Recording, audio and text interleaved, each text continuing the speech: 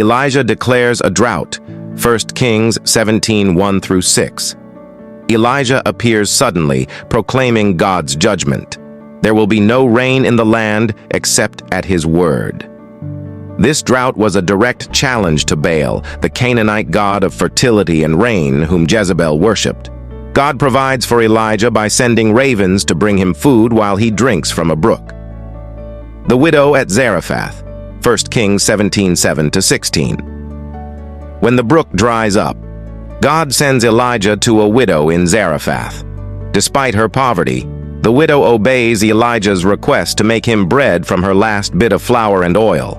Miraculously, her supply never runs out throughout the drought, showing God's provision for those who trust him. Resurrection of the widow's son, 1 Kings 17:17-24. The widow's son falls ill and dies. Elijah prays fervently, and God restores the boy to life, demonstrating his power over death and further affirming Elijah's role as God's prophet. The contest on Mount Carmel, 1 Kings 18:16-39. Elijah challenges the prophets of Baal to a dramatic contest to prove who is the true God.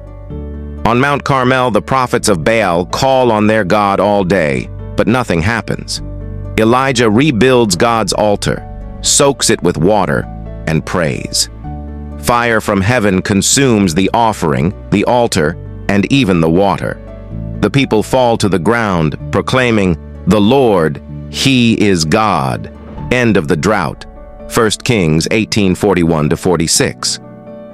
After the defeat of Baal's prophets, Elijah prays for rain. A small cloud appears, and soon a heavy rain falls, ending the 3-year drought. Elijah's fear and God's whisper, 1 Kings 19:1-18. Despite his triumph, Elijah flees to the wilderness in fear of Queen Jezebel's threat. Feeling despondent, he prays for death. God strengthens him with food and leads him to Mount Horeb, where Elijah experiences God's presence. Not in a powerful wind, earthquake, or fire, but in a gentle whisper. God reassures Elijah and gives him a new mission. Elijah's ministry continues, 1 Kings 19:19-21, 2 Kings 1. Elijah anoints Elisha as his prophetic successor. Later, he confronts King Ahaziah for seeking guidance from false gods, reaffirming God's authority.